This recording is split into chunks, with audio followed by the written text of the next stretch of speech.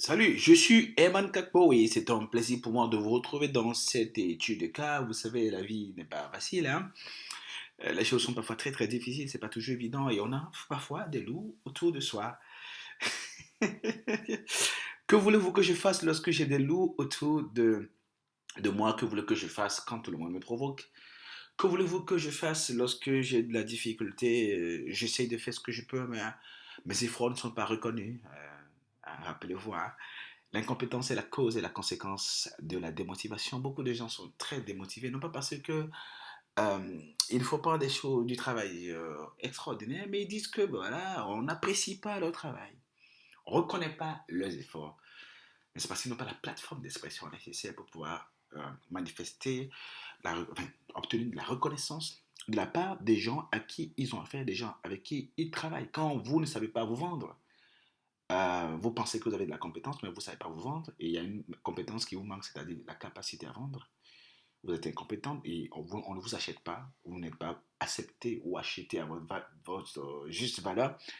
Et bien, vous dites que ce sont les autres qui ne vous facilitent pas la tâche, alors qu'il y a un travail d'upgrading, d'optimisation personnelle à faire. Je pense qu'au cours du module 2 de notre programme Elevable Leadership, si vous n'êtes pas souscrit à ce programme, certification de développement manager du moins, ça, le module méthode de développement personnel pour les leaders, on a un module qu'on appelle, une partie qu'on appelle les méthodes d'optimisation personnelle, où il faut s'optimiser, s'upgrader personnellement, se préparer à gérer les pressions qu'on a, les pressions qui ne sont pas évidentes.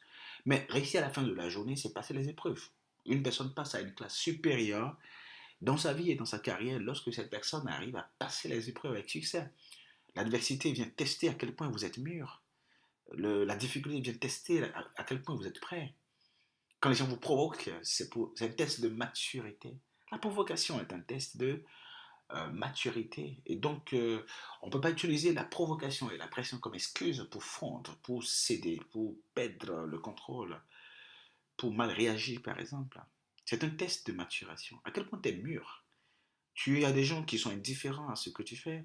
À quel point tu es mûr? À quel point tu es mûr pour ne pas laisser cela te détruire, te désarmer, pour ne pas perdre de vue toute la valeur que tu as, tout ce dont tu es capable. Donc du coup, au cours de cette étude, quand allons voir la situation d'une personne qui se plaignait du fait qu'elle aurait des loups autour d'elle, au lieu de travailler justement à voir comment elle fait pour s'ajuster personnellement, pour rester la tête sur, garder la tête sur les épaules et opérer à chaque fois les choix nécessaires pour ne pas devenir une victime ambulante qui a des raisons d'avoir des loups, des bourreaux autour de lui. Eh bien, si vous donnez la possibilité à une personne de se positionner comme votre bourreau, c'est parce que vous avez réussi à vous positionner comme une victime. Pourquoi vous préférez le rôle de victime? Pourquoi voulez-vous être une victime? Et pourtant, il n'y a pas de bourreau. Il n'y a que des bourreaux mentaux que vous avez fabriqués.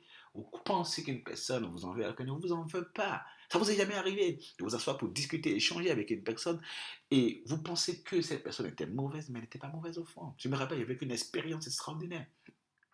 J'étais arrivé dans une entreprise en tant que stagiaire, on me disait que l'assistante opérationnelle est une mauvaise personne qui remonte toutes les informations à toute la direction, et que c'est pas la peine de parler avec elle. Un jour, j'étais de l'autre côté du bâtiment, et c'est elle qui en général ferme le portail.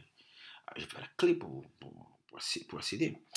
Donc c'est elle en général qui ferme le portail. Et puis elle a vu qu'il y avait de la lumière qui était restée dans notre bâtiment, et puis elle est venue, elle dit, oh, Eman, tu es encore là? J'ai dit, oui, oh là là, désolé, hein, parce que j'ai failli t'enfermer. Si, oh là là.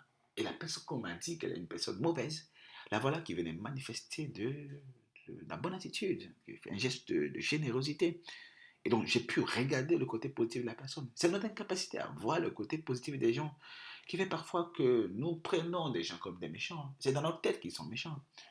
Au fond, nous n'avons pas réussi à toucher le bon côté à eux. On n'a pas réussi à activer leur côté humain. Nous pouvons activer le côté humain des gens. Si vous n'avez pas lu le livre Secret de prospérité intérieure, c'est un livre dans lequel nous partageons des principes pour pouvoir apprécier les gens qu'on a en face de soi, pour pouvoir voir le côté positif. Parce que en général, une personne peut être mauvaise à 99%, mais elle a toujours 1% de côté positif. Lorsque vous lui parlez de ce côté positif, c'est que vous zoomez sur ce côté positif, vous activez en lui l'envie de continuer à mieux faire. Parce que les gens font davantage ce que nous apprécions ou critiquons. Donc, si vous appréciez une chose chez une personne, elle le fait davantage. C'est comme votre épouse, elle porte un habit, ou votre époux, il porte un habit donné, vous le félicitez pour ça, il va avoir tendance à porter des habits de ce modèle-là. C'est comme ça. Donc, c'est nous qui activons la qualité chez les gens. Et quand les gens sont des loups autour de nous, c'est parce que nous les voyons comme des loups. Si nous ne commençons pas à nous ajuster nous-mêmes déjà de notre côté et voir qu'est-ce qu'on peut tirer de meilleur en construisant des ponts, en voyant comment on peut s'aider. Et surtout, à savoir aussi que si nous sommes si fragiles émotionnellement et que nous cédons face aux difficultés, à l'adversité, eh bien, c'est parce qu'on n'est pas préparé et qu'il y a un travail d'ajustement personnel que nous devons faire à notre niveau. À notre niveau. C'est ce que nous allons voir juste après avoir vu le cas pratique en question. Ok, donc je suppose que vous avez imprimé ce document-là. Donc il y a une version que vous pouvez télécharger, mais bon, j'y suis là avec vous. Alors, que voulez que je fasse quand j'ai de l'eau autour de moi? Donc c'est l'histoire d'une dame qui venait, elle était très brillante, elle a une carte d'entreprise très brillante qui venait d'intégrer une multinationale et qu'elle avait toujours rêvé d'intégrer, comme c'est toujours le cas. On rêve d'intégrer une multinationale, une grande boîte, Orange, MTN, Ecobank, NCA, et puis finalement, quand on a l'opportunité Saram, bien sûr, ouais, Saram, BNP Paribas, BCC, B6, etc., Calcil, Olam, Société Générale, Eneo. On rêve d'intégrer ces boîtes-là. Quand tu es jeune, on rêvait tellement d'intégrer ces boîtes-là. Et bien finalement, quand on est arrivé, on est cabossé, on est démotivé. Alors qu'on a toujours rêvé d'y aller là.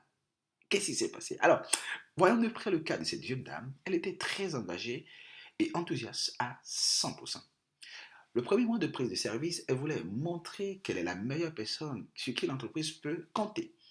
Elle était la première à arriver, rendait ses rapports à temps et respectait ses échéances. Et n'arrêtait pas de surprendre agréablement son supérieur hiérarchique.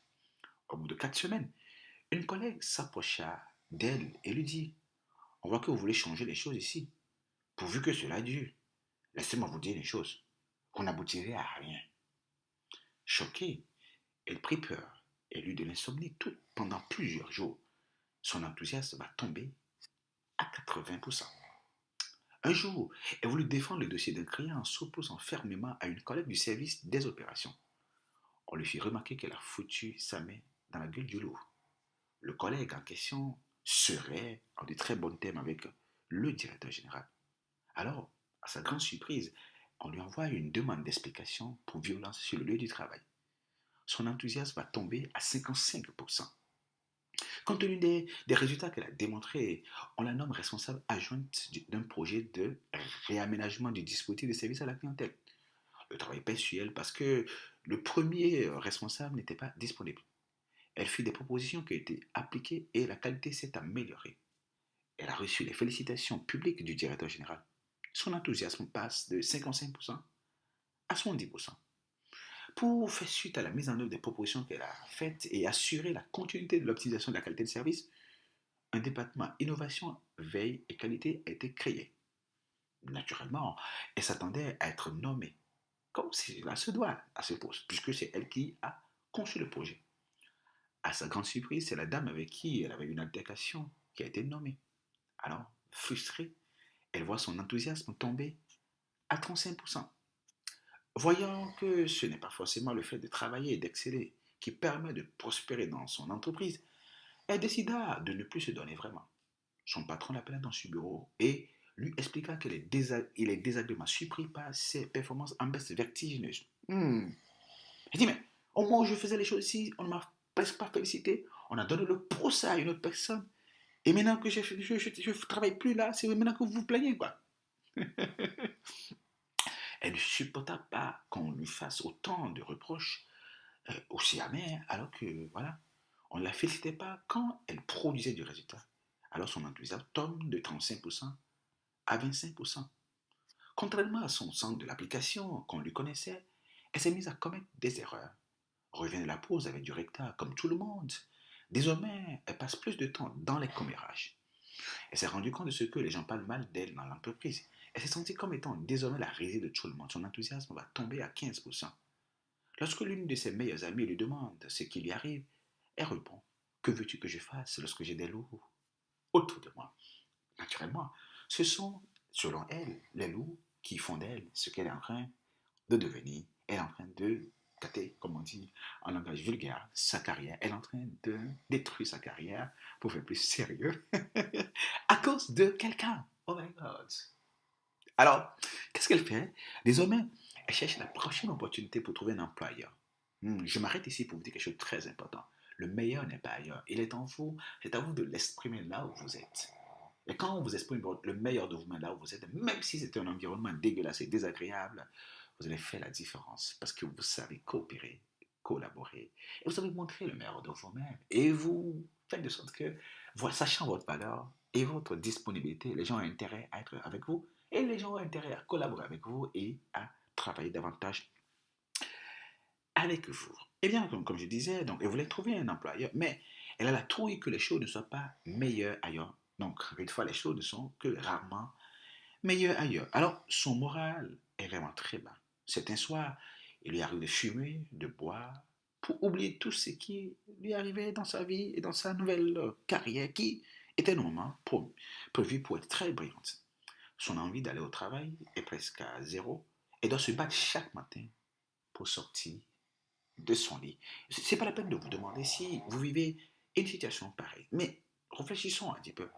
Selon vous, qu'est-ce qui a fait chuter à chaque fois le niveau d'enthousiasme de notre jeune cadre d'entreprise? Est-ce ce que les gens lui ont fait ou la façon dont elle vit ce que les gens lui ont fait? Dans cette affaire, par exemple, lorsqu'on ne la félicite pas pour le travail qu'elle a fait, qu'est-ce qu'elle peut contrôler et qu'est-ce qu'elle ne peut pas contrôler? Est-ce que en général, quand une personne est démotivée parce qu'on n'a pas reconnu son travail, elle ne fait plus du bon travail. Naturellement, elle n'aura pas la félicitation.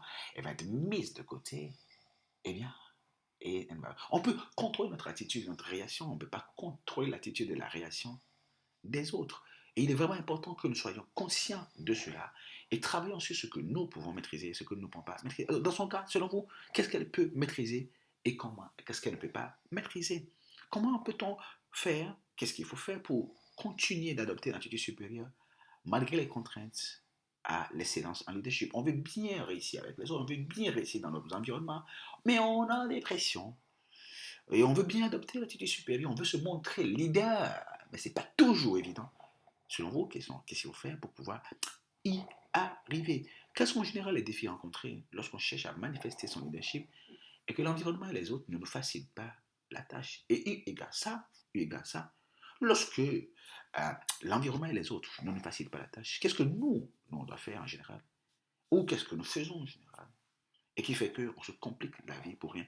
Et qu'est-ce que nous devrions faire pour nous faciliter la tâche? Selon vous, quel ajustement personnel vous devez opérer si vous êtes dans la situation pour avoir de meilleurs rapports avec vos collègues, avec vos supérieurs hiérarchiques, avec les membres des autres équipes et continuer à exceller malgré les contraintes et les pressions que vous pouvez rencontrer tous les jours. Parce qu'à la fin de la journée, réussir, c'est passer les épreuves.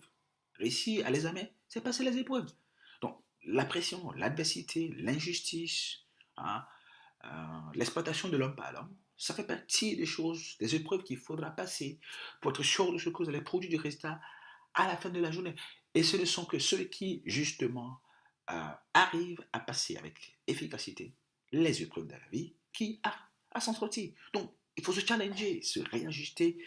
Faites l'étude du cas, réfléchissez, posez des questions si entre-temps vous en avez. Mais derrière, nous allons voir quelques stratégies que la dame en question elle aurait pu utiliser pour euh, ne pas se remonter un petit peu les bretelles, ne pas fondre, on dirait du sucre dans de l'eau froide. Ne laissez pas cela vous arriver, ne soyez pas du beurre dans une poêle, une poêle chaude qui fond tout simplement à la moindre difficulté. Soyez un caoutchouc, voyons tout de suite comment on fait pour, du moins, être un bon caoutchouc qui ne laisse pas les situations euh, la détruire. Alors, donc, quand on prend la situation de la jeune dame, non, une chose importante, c'est qu'elle doit tout faire pour ne pas se faire écraser. Ce n'est facile pour personne. Prenez votre vie et votre carrière en charge. Il faut de l'auto-responsabilisation parce que personne ne viendra au secours. Chacun s'assied, Dieu le pousse. Dans un environnement qui est supposément être difficile, il faut se battre. Il ne faut pas se laisser faire. Bien faire ton travail, avoir de bonnes relations avec les autres. Si vous vivez l'injustice, c'est pas grave. Dites, qu'est-ce que je peux ajuster à mon niveau pour ne pas être victime? Qu'est-ce que je dois me dire pour que ce que les autres me font ne m'écrase pas. On ne vous promeut pas parce que vous êtes techniquement bon. En général, les gens qui n'ont pas la promotion disent, mais tiens, j'ai fait le travail, c'est moi qui ai fait l'essentiel du travail, comme c'est le cas de la dame qui a fait l'essentiel du travail. Mais quand on veut la promotion, il faut deux choses essentielles. Il faut de la compétence, il faut avoir de bonnes relations avec les autres. Vous produisez du résultat, c'est cool, mais pour que votre résultat soit valorisé, il faut que vous ayez une position. Et pour avoir la position, il faut que les gens vous élèvent. Pour que les gens puissent vous élever, il faut que vous ayez de bonnes relations avec eux. C'est quand vous avez de bonnes relations avec les gens que vous êtes élevé à des positions où vous avez davantage d'influence et vous gagnez en pouvoir et en capacité d'influence. On n'oublie pas quelque chose de très important. Ce qui vous arrive n'est pas aussi important que la façon dont vous décidez de vous sentir. Ne prenez pas ça personnellement. Vous ne pouvez pas contrôler ce que les autres vous font, mais vous pouvez contrôler votre réaction. Donc, au lieu de réagir en fonction de ce qui vous est arrivé, demandez-vous quelle est la réponse que je dois avoir, quelle est l'attitude que je dois avoir pour rester capable de continuer à produire des résultats. Comment est-ce que je peux réinterpréter ce qui arrive là de manière à continuer à produire du résultat. Personne n'a dit que ça va être facile. Donc, la plupart des gens se préparent à la facilité. Quand on intègre une organisation, on se dit tout devait aller bien. Parce que vous voyez des gens qui sortent avec des 4x4, de beaux costumes et des tailleurs de ces entreprises-là, vous dites, ouah, ça doit être la belle vie là-bas. En général, c'est des poubelles climatisées, c'est des jungles climatisés. Il faut se préparer au pire quand on a travaillé en société, dans une organisation qui contient beaucoup de gens et qui parfois, effectivement, doit avoir une hyperstructure qui fait que il y a parfois de la politique, c'est normal. Mais vous devez vous préparer au pire et ne pas être naïf, et penser que les choses vont être faciles. La vie n'est pas facile, la vie est extrêmement difficile, mais c'est la capacité à gérer les contraintes, à vous préparer, à avoir un plan pour parer au pire qui fera de vous une personne assez auto-résilience. Et justement, c'est lorsque c'est difficile que vous savez qui vous êtes. Donc, il faut faire preuve d'auto-résilience. Il faut continuer à se dire, à se former.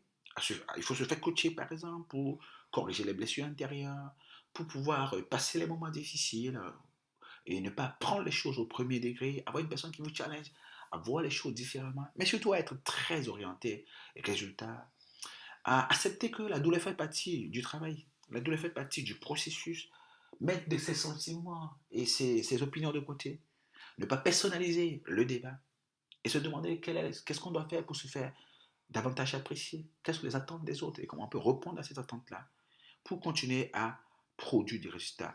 Si vous baissez la garde, si vous baissez, vous tombez sur vos lauriers, ou bien vous décidez de ne plus faire bien les choses parce que vous êtes challengé, il y a de la difficulté, il y a de l'adversité, c'est vous qui êtes en train d'échouer. Les autres vont juste être heureux d'avoir rendu votre vie compliquée, d'avoir détruit votre vie. Relevez la tête et demandez-vous comment coopérer davantage avec les gens. Demandez-vous qu'est-ce que vous pouvez faire pour continuer à produire des résultats malgré la pression. Parce que vous devez continuer de produire des résultats si vous voulez être reconnu. Soyez si bon qu'il soit impossible de vous ignorer. Quand on vous complique la tâche, soyez bon, soyez un caoutchouc. Quand on vous piétine, relevez-vous en garde. Demandez, dites-vous, ce qui compte, c'est que je dois faire de sorte que ceux qui ne comptent pas sur moi puissent finir par voir qu'ils se sont trompés. La plupart des gens, naturellement, quand ils ont de l'adversité, de la difficulté, ils confirment tout le mal qu'on a toujours pensé d'eux. S'il vous plaît, ne confirmez surtout pas tout le mal que les gens ont toujours pensé de vous. Assurez-vous de ce que vous fassiez, que vos résultats soient tels que les gens qui ont douté de vous, qui vous ont rendu la vie dure, qui vous ont mis les bâtons dans les roues, voyez qu'ils se sont trompés et que c'était peine perdue et que malgré tout ce qu'ils ont pu faire, vous avez la tête droite, vous êtes droite dans vos bottes et que vous êtes en train de briller, que vous produisez du résultat et que vous devenez excellemment bon et que vous êtes très dangereux pour eux. Parce qu'ils se disent, mais malgré tout ce qu'on a fait, il a réussi à produire des résultats. Mais bien sûr, malgré tout ce qu'ils ont fait, vous avez réussi à produire des résultats. Donc du coup, challengez-vous constamment, ne baissez pas la garde, ne vous laissez surtout pas et ne faites pas écraser par ce que l'adversité, la difficulté peuvent apporter. Ayez un plan pour vous ajuster constamment et derrière, c'est vous qui devez travailler à vous assurer de ce que vous soyez émotionnellement mûr pour ne pas être une victime ambulante.